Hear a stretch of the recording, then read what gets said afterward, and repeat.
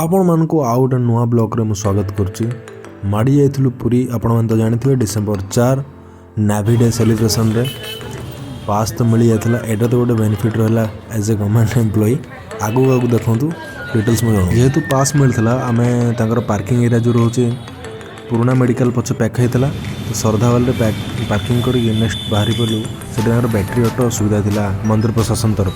से सी आमको आणिकी पाखापाखि जो प्रोग्राम होती छाड़ देते। बैटेरी ऑटो मजा भी नहीं आउ फुल स्टाफ आराम से चलू देखा परफॉर्मेंस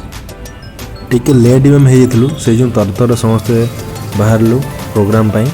एक्चुअली मुझे किसी कहवाई चाहूँगी आपण नेवी डे आमर इंडियन नेवी रो जो परफॉर्मेंस रोची आम कंट्री सेफ्टी इंडिजिनियस एक्टिविटी तापाई एटा गोटे मैंने लोक जाना फास्ट टाइम आम ओडिशा होता पुरी रे। आउ सेम डे 1971 रे आम जो ऑपरेशन ट्राइडेंट करूँ अगेंस्ट पाकिस्तान ताकू मेमोरी हिसाब से गोटे भाविकी आमर यहाँ कंटिन्यू चलती 4 डिसेम्बर सब वर्ष आम नेवी डे पालन करूँ। तो देखो मजा नि भिडियोटा टोटाल तांकर अप्रोक्सीमेटली मुझे कह गले आम जी आम नॉलेज थी 14 वारशिप आसला मच मोर हेलिकॉप्टर आउ प्लेन तांकर टैंक भी थिला एठी जोटी से शो करते मस्त व्यू आप एंजॉय करूँ। गोटे मैंने गुजबुम गोटे अलग थिला से माहौल से मैंने जो एनर्जी गोटे जो वाइब काबिले तारीफ जो वीरत्वर गाथा मैंने लोमो टांकर उठे से परफॉर्मेंस देखिए बहुत सुंदर भाव में आमर नेवी परफॉर्मेंस रोला ये।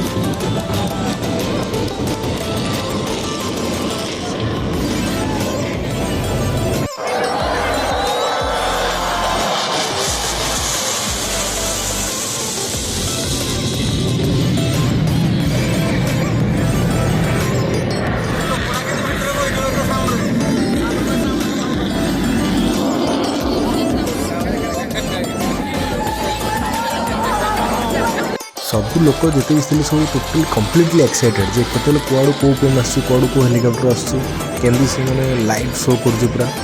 गोटे मजा ही अलग था जा हो मस्त एंजॉय कलु से जगह पूरा युद्धकालीन भितर जो परफॉर्मेंस कहुए से जगहटा मैंने शो कले एमती वार टाइम एमती सब परफॉर्मेंस आम दिखती ये वीरत्व कहानी से सब देखले ऑनरेबल प्रेसिडेंट भी आसते जहाँ हो गोटे बहुत सुंदर इवेंट से माने बहुत चेष्टा करते कष्ट करते पूर्व 3-4 दिन पूरा कंप्लीट रिहर्सल करते बहुत सुंदर आकार से देखी निजर कलाकृति को।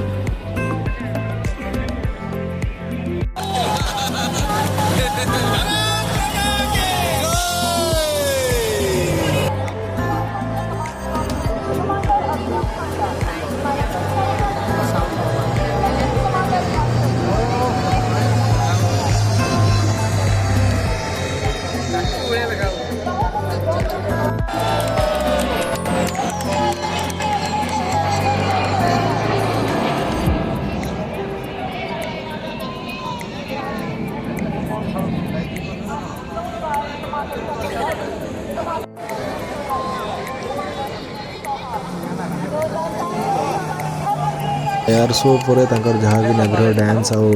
पैरेड थिला शूटिंग होला परे जिते भी सीप थिला एट ए टाइम लाइटिंग होला परे सब सुंदर सिमेट्रिक पूरा सेटिंग करते देखो कत सुंदर देखा बहुत सुंदर इवनिंग गोटे एंजॉय कलु